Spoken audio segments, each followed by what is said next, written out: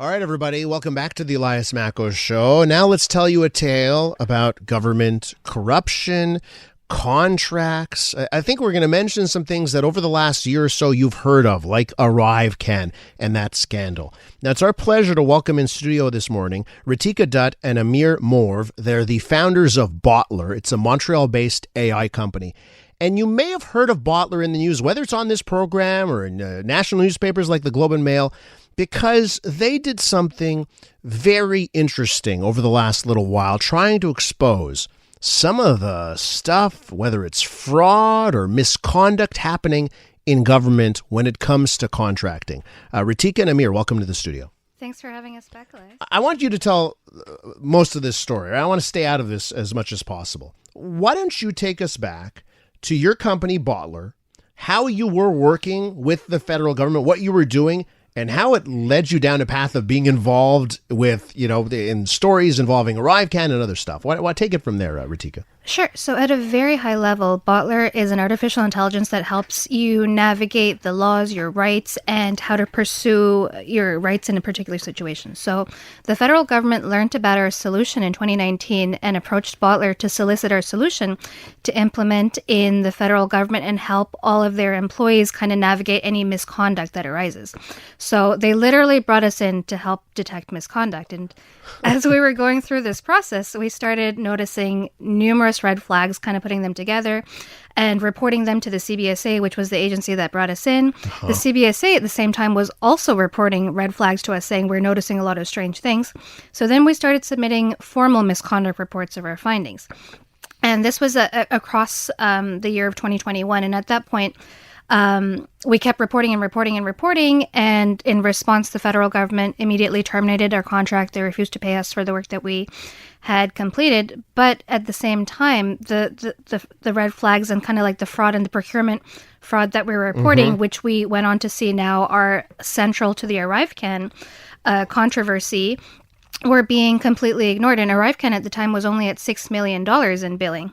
Now, can you tell me maybe some examples or types of misconduct your software was picking up? Like, you don't have to get into too many specifics. I don't know how specific you can get. Maybe give us some examples here of what you were detecting. Sure. So the first thing that we detected was fraudulent billing. We noticed that some invoices were being submitted to the government with names of individuals, and by individuals, I mean us and other people on the team, that did not really reflect the work that was being done. So that was the first thing that we ever saw. And at that time in 2021, we really didn't have that much visibility into all of the paperwork. So it took us almost a year to dig in. We submitted Access to Information Acts. We received more and more evidence of serious corruption, including forgery, including fraud, and including misrepresentations of relationships between individuals, which was really shocking to us. And we reported it again to the CBSA, which was passed on to the RCMP. The RCMP started an investigation. But while all these serious investigations were going, and at that time this case was not public, the government continued to basically protect the corruption by saying that, hey, look, nothing has been, nothing to see here, nothing is wrong, this is not our issue, and, don't show, don't tell. And as we've learned, the government has continued to spend millions and millions of dollars on programs like ArriveCan. Now, to me, in my brain, maybe it's too logical to get compared to government, but in my brain, where you just led us to is the point where the government says, let's have a parade for these Botler people. They're saving us from fraud and corruption and misconduct. They're saving the taxpayers' money. Bravo to Botler. Let's spread this out. That's where, in my logical brain, that's where it goes next. Not what happened, is it? No, not at all. So far, we're the only people that have actually faced consequences and are actively being punished by the government for bringing this up. I think what happened is that there was a very good thing going, that they didn't actually want to be exposed into the world. And when we kept reporting it, because we were, I guess, naive in believing that when we're brought in to uncover and report misconduct, we report misconduct.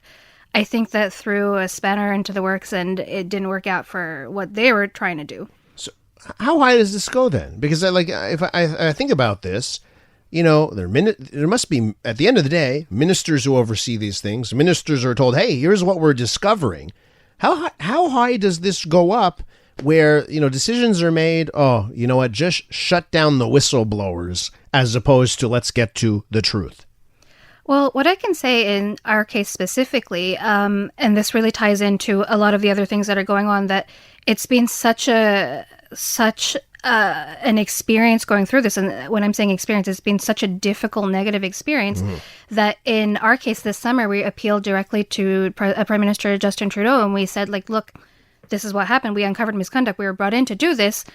This is how it's destroyed our lives and how we're literally fighting for survival each day. And in response to that appeal, we got directed back to legal communications from the government in which they're using these privileged legal communications to, again, double down and say, look, nothing happened, and defend that same corruption. We're with Ritika, Dutt, and Amir Morv. They're the founders of Botler. It's a Montreal-based AI company. Is it fair to say that now your company, I don't know, correct my terminology, your company's been ruined, been decimated? What has happened to your company as a result of this? Well, our company is essentially destroyed, I have to say, and it's a very unpleasant thing to say, doing the right thing and your business gets destroyed. And one of the reasons is since we spoke out last year in October, we were participating in all these investigations from Parliament to a lot of investigations that are not even public. And we essentially have to spend thousands of hours putting together evidence, putting together files, and our life is just revolves around this case. And as we are speaking right now, I still have to go back and listen to recordings, compile evidence, submit this cases and participate with all of these investigations. So we don't have time to do anything else until all of this is resolved. At your peak, how much were you billing the government? Ballpark here. At your peak, your company, how much business was it doing with the government to do what you were tasked to do? Find misconduct.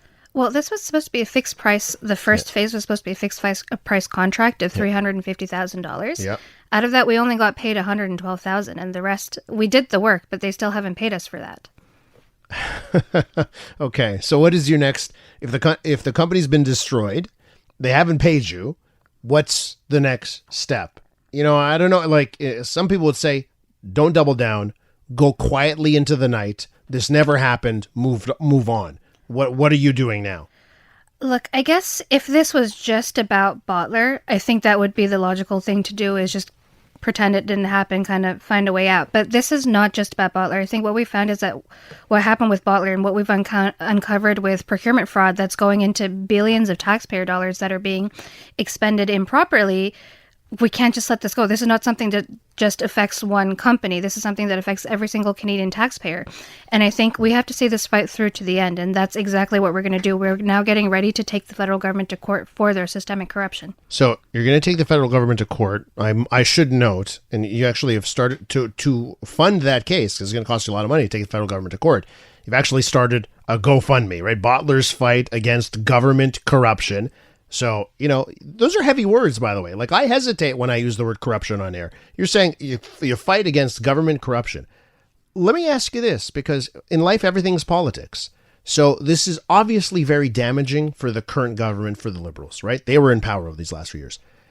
Would it not behoove you to go to all of the opposition parties and say, make us the stars of whatever campaign you've got against this government? Because if life is politics, you can be weaponized in a sense against the government. I think for us, this is really not a partisan issue. This is something it's a Canadian taxpayer against the system. And I mean, we've been working with Parliament. Amir mentioned this a little bit just now, where we've been putting thousands and thousands of hours into working with all the different parties to come and bring our evidence forward. Everybody already has this information, and we're still seeing that nobody's actually taking steps to put an end to this. We're seeing that it's turned into some sort of reality show now, where you're having all these parliamentary sessions, that there is mudslinging going on, but nobody's actually doing anything to take accountability and to enforce change. And there's Auditor General reports, the stuff has come out. Much of the stuff that you're talking about today is on the public record from the Auditor General and others. That's absolutely correct. So some of the initial findings that we reported to the government has been validated by the Auditor General. Some of the findings have been validated by the procurement ombud. And to your point about corruption, there are criminal activities going on. Yeah. And we believe a judge can rule on them, and we can have, the court have their say. Obviously, a lot of this doesn't smell right. So I want to thank you for coming on and talking about it. And we'll be keeping track of this. You're prepared, obviously, for a long fight. We are. All right. Good luck with that fight. Ritika Dutt and Amir Morv are the founders of Botler, Montreal-based AI company.